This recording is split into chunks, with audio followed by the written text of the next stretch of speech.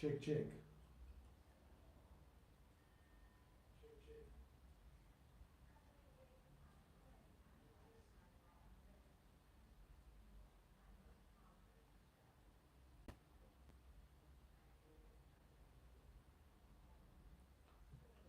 Check.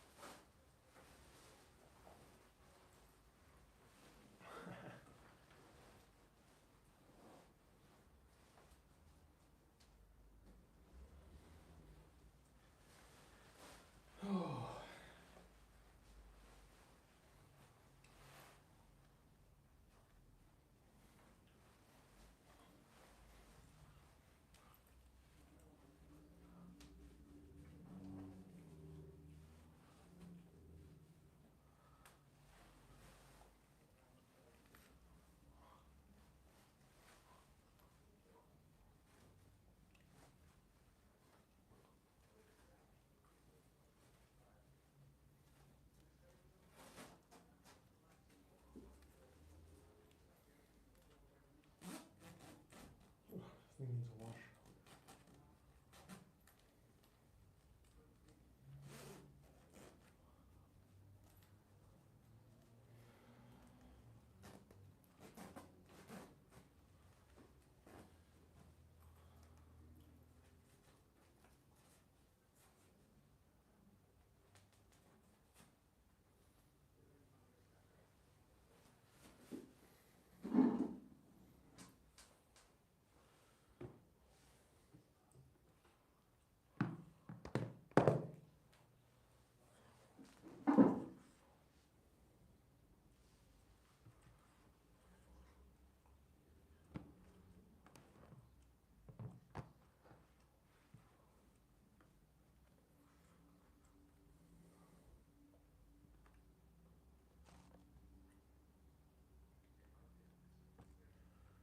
Check for the feedback.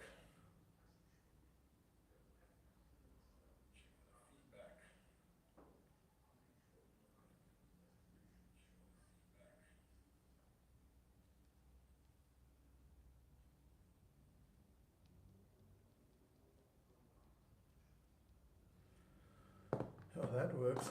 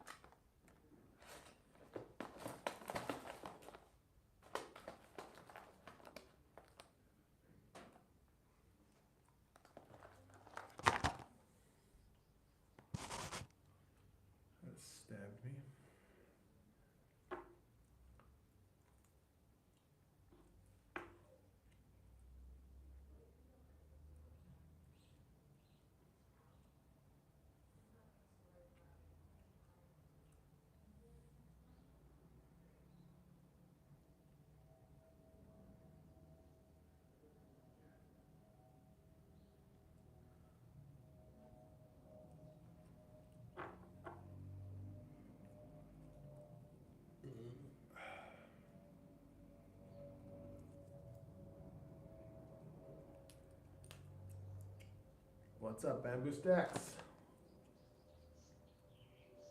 How's it going, bro?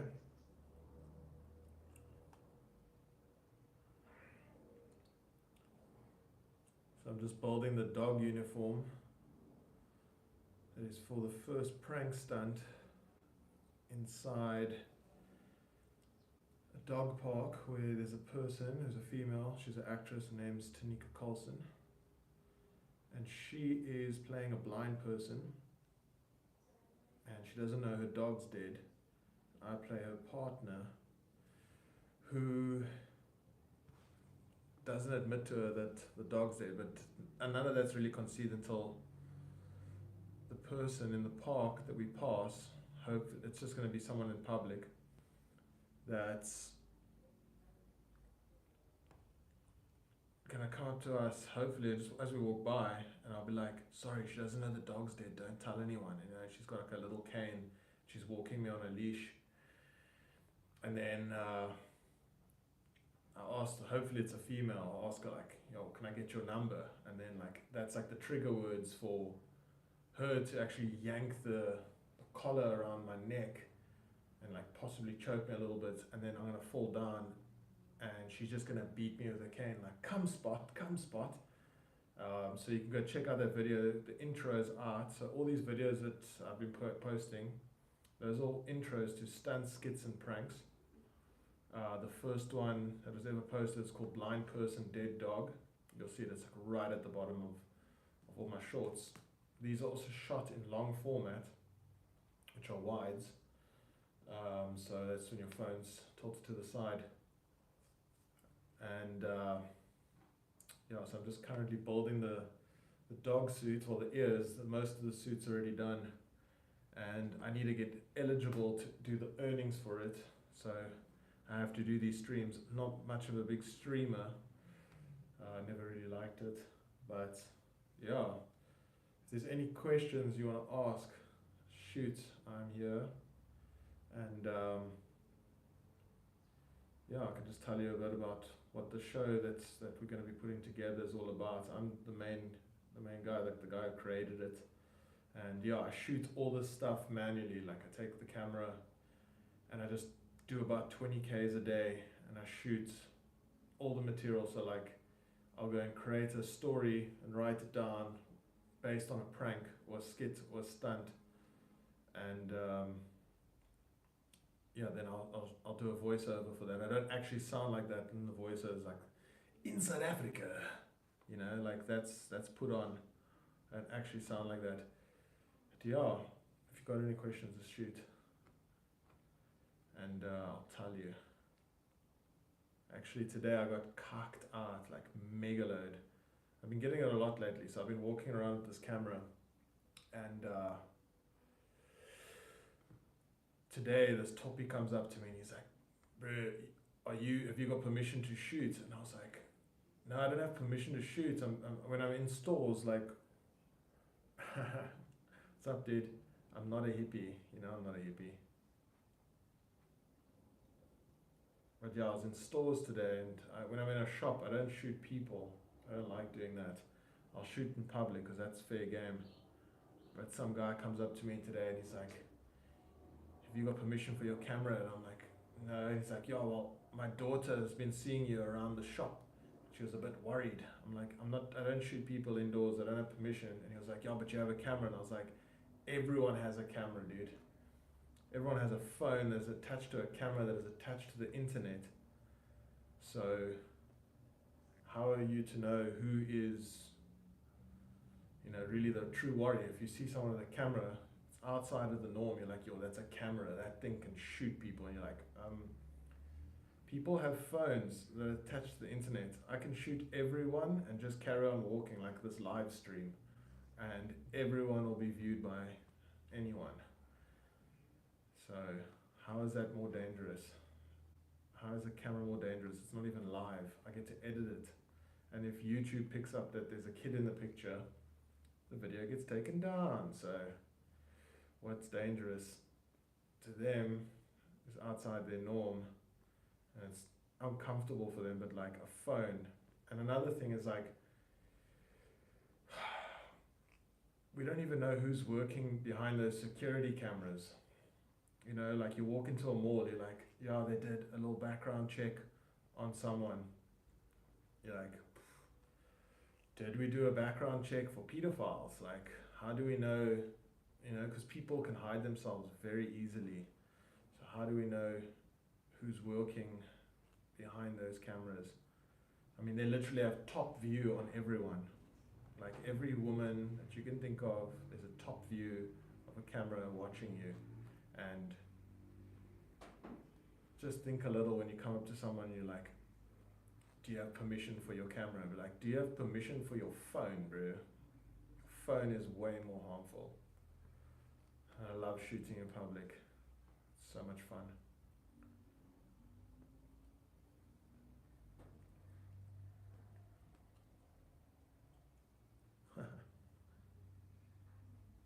So who's else on here? Bamboo Stacks and Jules, are you still on here?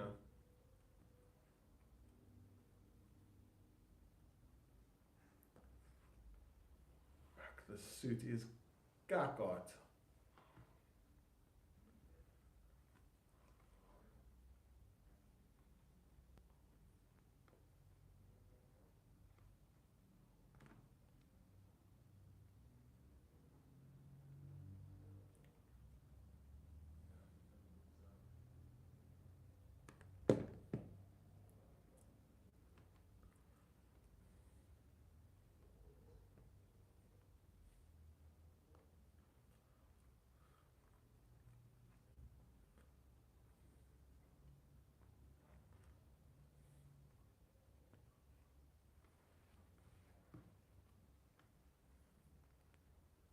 What's up, new human being?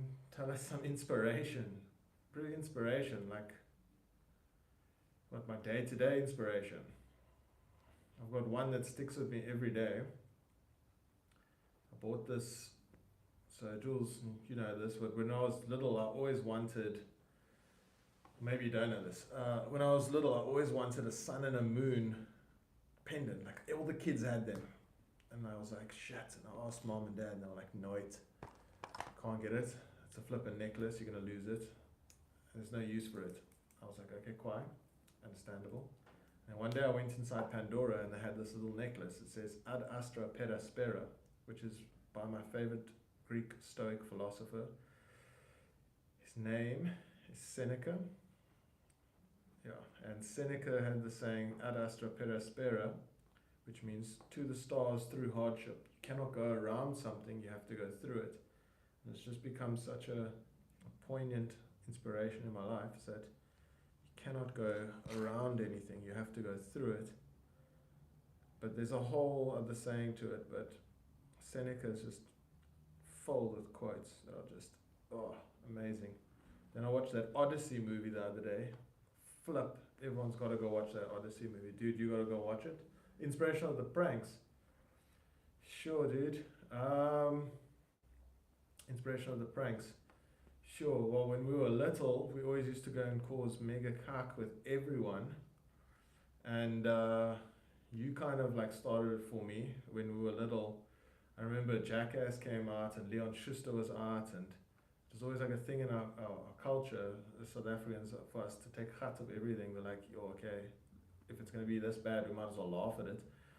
But when we were little, like, I remember these shows were out and none of your friends really wanted to do it with you, and then I kind of became like the like scapegoat for it.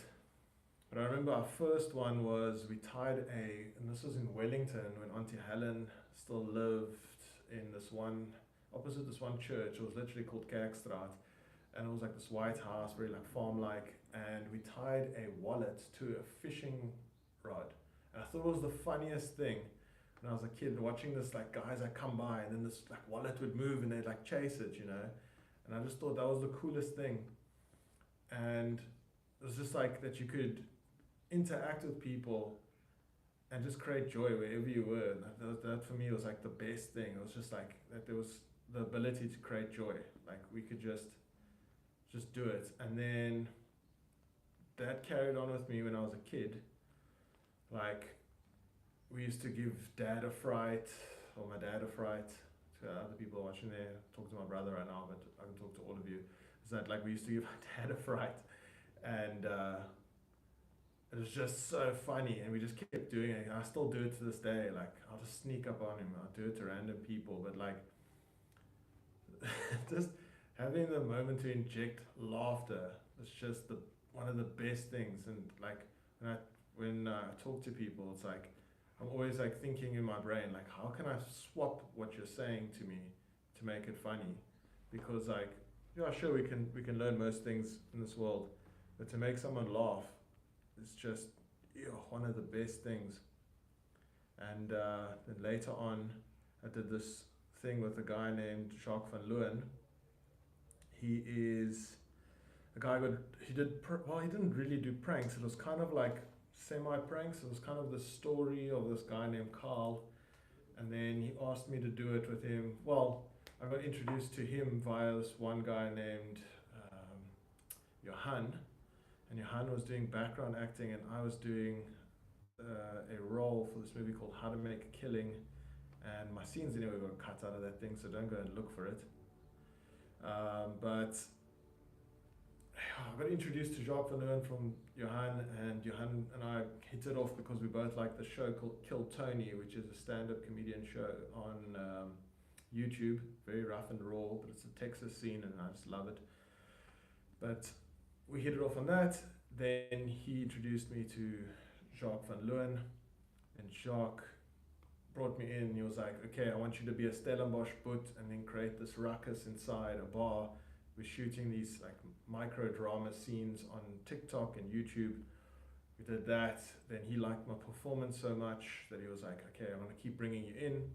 Then he got trained by Leon Schuster. Leon Schuster saw our skit that we did in public, which is like a semi-prank.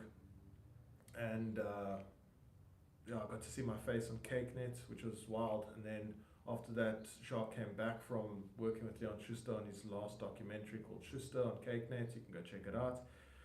And yeah, then he brought me in again to do this thing called Full Loon, which was his project. And it never really took off, but it was a good injection into how to control the environment of pranks, how to deal with people and to perform in public like raw. And I was actually one of the like main writers, editors, the guys that shoot it, sound guy, lighting, all that stuff, location. And but the thing is, for years I had so much of this pranks written up. Like it happened when I got to see Johnny Knoxville do a stunt in front of me. That it like really kicked off, and I was like, oh my word. And that's where the word Hyperboosters actually came from. It started off in 2016. Johnny Knoxville made this movie called Action Point, and I was working on that set as a greensman, as a junior. And we're working with this one guy named Dean Priestman, and Dean Priestman always said this word boost, boost, boost, boost. Yo, that was boosting. And I thought it was so funny, because then I started seeing the word everywhere. It was like, you can go look on your handy Andy, it'll say clean boost. You can go look on any social media, it'll be like boost your post. There's vitamin C boost, and so the word was overused, and I just thought, yo, that's hilarious. And I was sitting one night at a fire with my one friend, Kalik, who owns Crispy Skateboards in Josie, and we were just talking about this idea of boost and how it's over boosted. And then the one time I just said, yeah, it's a hyperbolic boost, because it just, the whole idea of laughter just gives you such a health kick, because it probably is so healthy for you. I mean, it's one of the quickest ways for joy and serotonin release. And that's where I came up with the name. I just said that, then I was like, hyperbolic boost is such a shite name. So I was like, what about a hyper boost? And then turns out a hyper booster is a term used for the technology inside your phone and every computer and so forth that is transmitting information. You know, a hyperbooster is in your computer and your laptop, and it sends and receives signals so that we can connect to the internet. And I was like, oh, cool. And then I started cooking up this idea back then of Hyperboosters. So I wrote like at least 160 bits, and then I lost one of the books that was like very practical. I had a practical sense of it all because I was busy working with that film that Johnny Knoxville was on, and I was busy writing this, and I was like working with one of the best pranksters in the world. It's like internationally renowned, and that was all happening around me, and I was just constantly writing it. And I was keeping this little book, so I always carry these black books that you get at art stores with me. And I was just writing this all down, and I was busy watching these people, how they were filming stuff and like their angles, and I was writing it in, and I was basically just being like a fly on the wall. For many years I just stayed as a fly on the wall inside that realm, and then I got to learn it more and more and more and more, and it just came set into me. You know, it hits you like, and you can't walk away from it. And after doing Full Loon, I was like, it's time now. It's time to broaden my horizons in terms of it, because I got really good at the angles, the lighting, the writing, and then I just carried on focusing on that. And now I'm going to do it. I've actually on Friday got 5 micro stunt skits and pranks that are going down. 3 cameramen, a couple actors, and myself, and we'll be doing 2 prank stunts and then 2 stunts and 1 prank all in one go, because I just want to, if you're gonna experience a little bit of pain, just go and get it all done and then take a week off, do it again, reserve it, build up a bank. It's just the usual cycles.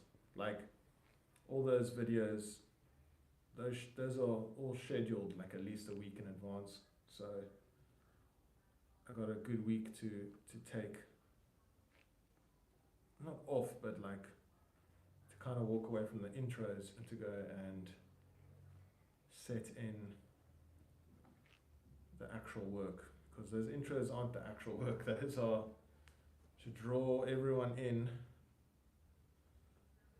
the type of comedy, basically taking the khat from comedy, you know, whereas the other stuff is more raw and reactionary.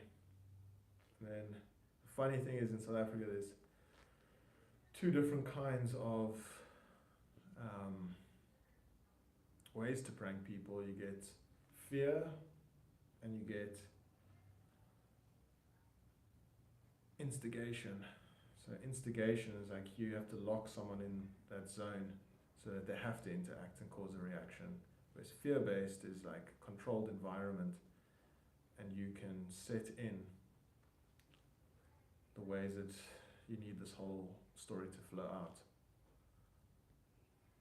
And so most of the other ones are not, they are instigated. They're not like the versions that I love the most is the instigation, because like not being able to ramp it up to the correct place means that you didn't set in the fear enough or the shock value. So to get the instigation right off the cuff in public is one of the hardest things. And I really like that it's the harder one to do, because you're going to catch the most natural reaction. Whereas like the fear-based, there's always a question in their mind and you have to make it so believable, but then you've got them locked there and it takes a lot of time. It can go up to about a half an hour with instigation, fear-based. With instigation, you can go, you can't actually go long, you have to go very quickly. It's just bang bang, get it out, and you have to go hard. And that's what I love about it. Fuck, the suit is cooking. So this suit is originally from The Modern Me on TikTok, which was a half an hour interviewing people about intelligent concepts because of the tactile Yeah, if it's a tactile interviewer, they're not really shy about a camera because people are quite shy about cameras. Yeah, that's the inspiration for pranks and where it came from. And yeah, this is where this suit came from. It's from the modern me to get people to actually engage, not be afraid, because it's this fluffy, tactile experience. Like you can, touch the fur and you can actually understand. Like, okay, cool, this is a soft, loving creature. But then questions come out, and you're like, oh no, I wish I never engaged. It's like a dog as a kid. Like, yay, look, a dog, and then, yep, yeah, same thing. So yeah, I've kind of been playing in this realm for a long time. Not really, if you think about it. It's while writing the stuff, it's for a while practicing and learning how this whole thing works, and content creation and media planning. I don't like streams, but in order to become super legible, that's what they want.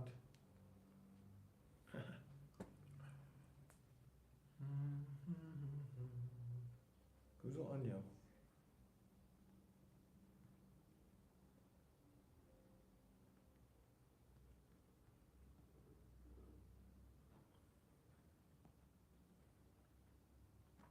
Sure. Take this fucking piece off. Whoa. That is scorching. Oh my gosh.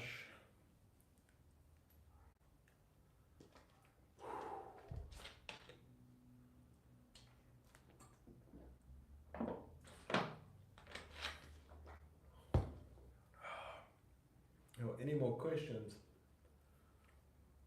Whoa,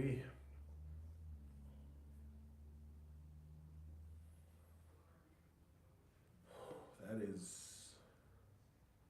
hot.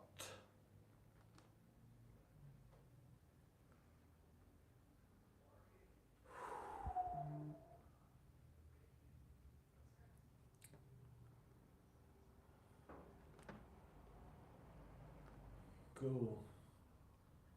Yeah, I have to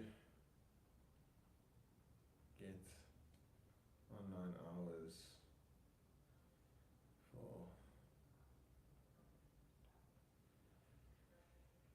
Oop.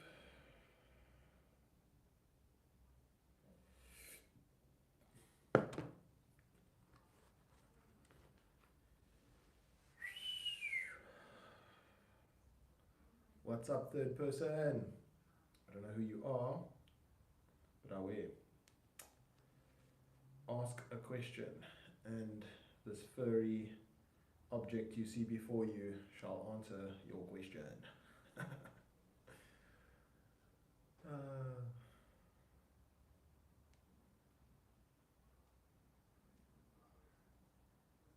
Okay, third person gone. Cool, bye.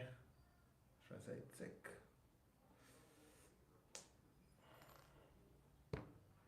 I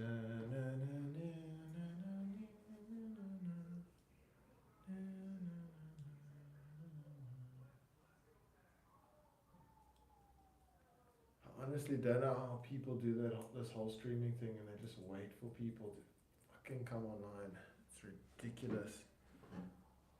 Like, streamers are beggars. Fuck. Just give me my hours. That's all I need. This is one guy who's like got his whole basement like kitted with lights and fucking shit. I don't know. I just don't know. It's not for me. I couldn't sit in a room all day. Oh, I lost the needle. Fuck. That's gone. Literal needle in a haystack. Ah, fuck. New one. Let me get it down.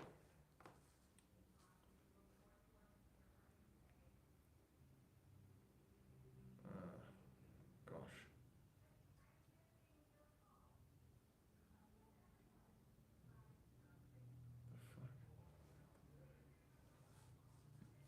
The fuck? Got it.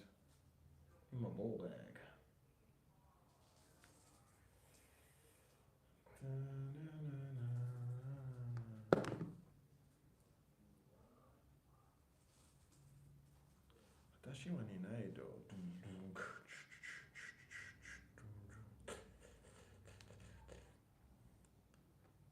welcome to my stream. If everyone can just donate. Okay, I'll just donate. Fuck those people. Can't hear anything. Oh, okay. How about now?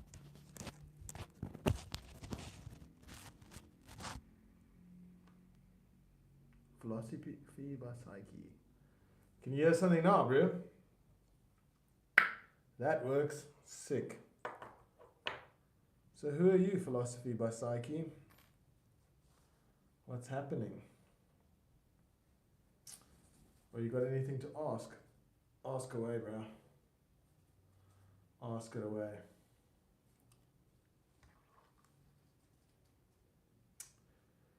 Yeah. Imagine having a stream going of consciousness is constantly talking in your ear.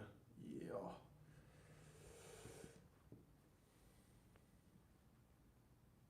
Bro, you got something?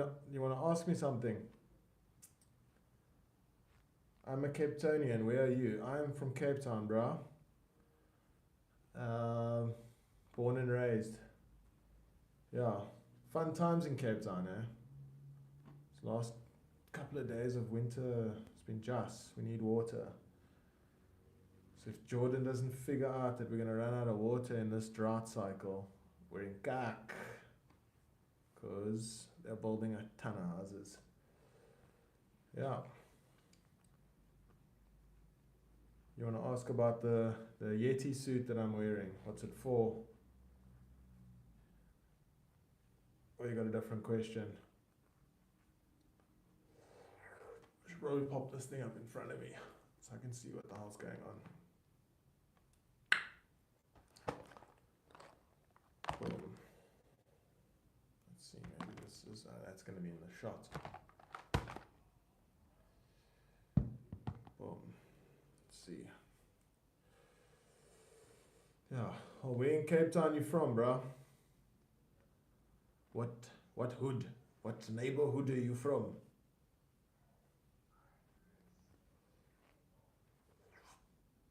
Are you becoming a Chewbacca? No, I'm not becoming a Chewbacca, XE. No, this is actually for a prank stunt. So what's going to be happening is I'm going to be dressing up like a dog.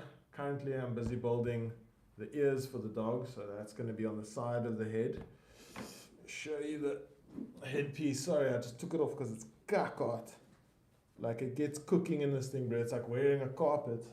But yeah, that goes there. The straps across. I built this thing by hand. I like doing things manual. But yeah, that's basically the concept there. And then bam, this little ear goes over here. Tsa! And then this other one I'm currently making as well. Boom, over there. Then they get dyed so that they're a bit of a different coloration. Of course, this also gets colored in different colorations. I'm going to take this off because it's mood hot under this thing, bro. But no, I'm not becoming a Chewbacca. It's for a prank. Blind person, dead dog. It's the first video that is on my short stream. You can go check it out. It's called Blind Person, Dead Dog. It's the one at the very bottom. It's like the second highest ranked short that I got. It's like in South Africa, there are dogs, and we love dogs. But so now there's this person who's going to be playing a blind. Her name is Tanika. Tanika's going to be playing a blind person. I'm playing her boyfriend in the scenario, and she's got me on a leash. She doesn't know that the dog is dead. We go to a dog park in town, Duval Park specifically. That's like the best because you can hide the other cameraman in underneath the trees or in a tree. If we like, we just shoot a long lens, cut out a hole, and then we're gonna walk up and down until we get someone with their dog, and they're going to hopefully like look at, because I mean it's a flippant person in a dog suit, so they're gonna look a little strange, and I'm like, shh, you know, she doesn't know that the dog is dead. She can't see. And then like, can I get your number? And then wreck me with the dog leash on. I mean, dogs always constantly do that to themselves and then get wrecked. take a little bit of tumble, and then she's gonna carry on looking like, come Spot, and then she's just gonna start beating me with the stick. And I think that's just gonna be quite funny, because like it talks on so many levels, like, oh wow, what if a blind person didn't know the dog's dead and their boyfriend lied to them? And then another one, like, we don't have a furry culture in Cape Town or even South Africa, and to like put that out there and just like to see what like a furry relationship looks like, but the blind person's there. And also like just the physical joke of being beaten in public is just hilarious to me. And throwing those all together and just a quick one shot with 3 cameras, you know, and then try it multiple times and see different reactions. And then I stay in Edgemead, northern suburbs. Marina de Gama, I used to stay in Muizenberg. Actually, that's the first place I got robbed. It was Muizenberg opposite the Flay in 2019, just before COVID. It was 3 weeks before COVID, because got robbed. It was the funniest experience. This guy put a gun to my head, and like I laughed at him. I just couldn't stop laughing. I was like, he's like, I will kill you, and I was like, no, you won't. Like, you don't want that on your soul. And like, I just started laughing, and I like grabbed the gun, and I was like feeling if it was real, and I was like, oh no, this is a 45. He's like, you can feel by the barrel. And I didn't know this because we used to like take out our pigs with a 45. Pop them through the ear. There's too many pigs on the farm, because I used to stay in Cape Point before that. And yeah, it's just, I never forget that, the experience. And I was, it's near Marina de Gama, it's on the opposite side of the river, Sikufle, that runs out into the beach. And then I still remember the gate was closing. I'm walking this guy, and he asked me like, can you give me a phone? I'm like, I don't have a phone for you. I've got a phone, but it's not for you. And I was like messing with this guy, and I just couldn't believe like my brain back then. It was just like, I didn't care about it. I was just like, I'm not giving you nothing. Like, you're not going to get anything. And then the gate closed, and then my chick was on the other side, Emily, and she sells croissants. I don't know if you know Emily. She sells those vegan croissants, little blonde chick. And gate closed, and I was going to slam his arm into the gate because I had the gun in my hand, you know, because it was like, I was laughing, and then he put it to my stomach, and I was like, this is a no kill zone, but it's a zone where you will shoot, you know. And then he ran away, but then I jumped over the fence because I was still in but then I like got into this rage. I clicked into this rage and jumped over the fence, and it was a 9 electric fence wire, and I'll never forget that experience because it was so funny. Like, it was like bah, bah, and jumped over the fence, broke my toe was sticking up into the sky, squished it back together, climbed into my little bucky, and I was just like, I'm gonna ride this guy over, and like race down the road. My chick's like shouting help in the street, like and this guy's like quickly sees I got in the car, and I just drove after him. I just checked this like little skinny and he like runs and jumps in the bush. I'm like, fuck, I can't take the car into the bush, and he has a gun. But used to stay out that side. Deep South is a wild, wild place. Funny thing is, I also found a watch that night, and I could have given him that Seiko watch, and he would have still been happy. Could have sold that thing instead of my cuck little iPhone 6. Away. How's it staying then, Marina? I think still cool. The sexy boy is still not causing a bit of cuck. Away.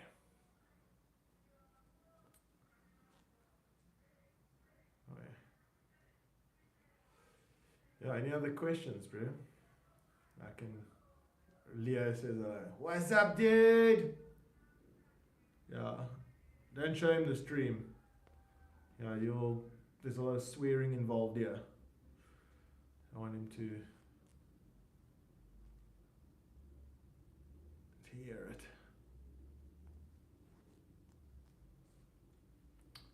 Ooh, I'm gonna have to flip this.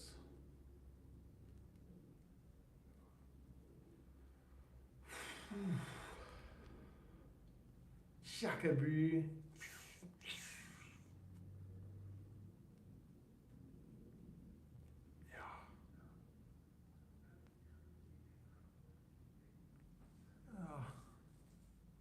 Mr. Philosophy is still there, bro. What's happening on that side? Yo, bro, streaming is haunt. Yeah, I don't know how people do this. Like, how weird. So what do you guys actually like? What do most streamers do, bro? Like, I've never really done this. I mean, like, I know I just have to get certain public watch hours. I can't believe it. It's like, whoa. I never knew that was a thing. I need to higher my volume, so I need to bring this thing closer. Well, I just need to speak louder, hey? How's that?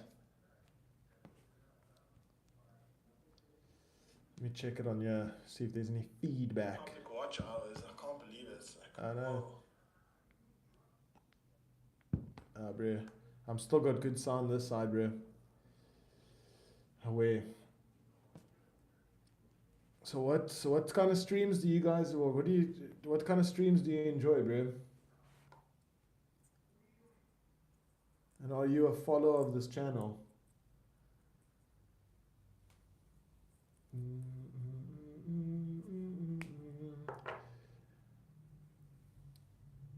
Yeah, let me just rather type it. I like your shorts. Oh, wait, shot, bro.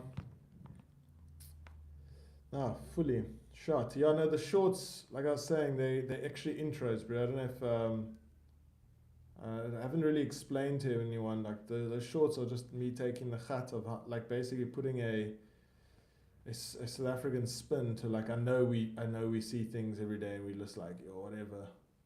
But yeah, those are shorts where I literally just walk and I'll go and shoot. Like I was saying earlier, I got into cuck today. This uncle comes up to me and he's like, "Is it okay for you to have a camera?"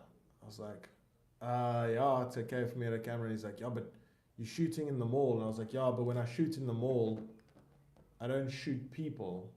And also like, I don't go near the kid comes into the frame, they quickly whip it up. Like, I don't like that. And if the kid goes in there, I delete it immediately. But I got into cuck today. Not cuck, but like I had some toppy and I had to kind of like wisen him up about it. And I told him like, bro, people have phones these days. A phone is like, you see a camera, it's out of your norm. Like you don't actually register that everyone's got a camera in their pocket. It's connected to the internet. And like right now, bro, I'm busy streaming. This is going out to some people. Now, I think my page is at 1,000 something, 1,498 or something like that. And so then I'm available to send this information out to 1,500 people plus an extra 200, so like 1,700. So like 1,700 people can scroll by, and I could just be walking with a gimbal attached to the phone, and everything's okay with that. But the minute you have a camera, they think, oh no, like this is gonna be way worse.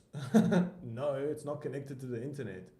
Like another thing is like security cameras, bro. Like who's working behind those security cameras? Do we actually know? You know, like, and do they know who they hired? Like, yeah, you can do a background check, but like, people can hide themselves like so easily. And I like came up to the and I was like, well, he came up to me and I was just, I responded. I was like, okay, cool, bro. Yeah, here's all the information. You can go and check it out. Go to Hyperboosters. And then there's also been like haters out there. Yo, those haters. Those haters can go sleep in a bannex, eh? Because some O came out to me or wrote me a thing. He was like, dude, you should just quit already. And I like looked at him and I went to his page and I was like, dude, you don't even have a single video. Like, it looks like you quit already, you know? Like, I think you need to adopt that mindset to yourself and then maybe have a little quick meditation, you know, have a jump in the ocean, wake up, because people out here are actually creating stuff, bro. We're actually moving with the times. And if you want to be a hater, bro, tack, because, yeah, you're doing nothing. And cool, bro. Like, we get it. You think one thing, and your assumptions are the mother of all f ups, and you are but a father that accepts the conceivability. So watch out for what you assume, incept, and conceive into the world, because it might become your reality. Yeah. Hope that helps. But yeah, what's one of the things that has grabbed you for the shorts? You know, what is like the one thing that attracted you when you found it?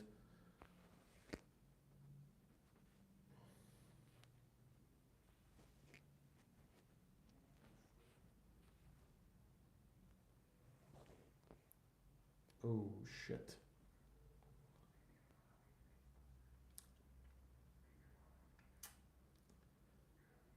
Do people put promotes on these things? I wonder if they. I could. You know, just to increase the time. It was like, I wonder if this subjects itself to public watch hours or shorts. Because anyway, it's nice seeing people introduce culture still. Your content still really made me feel good about it. There have been so much doom and gloom lately.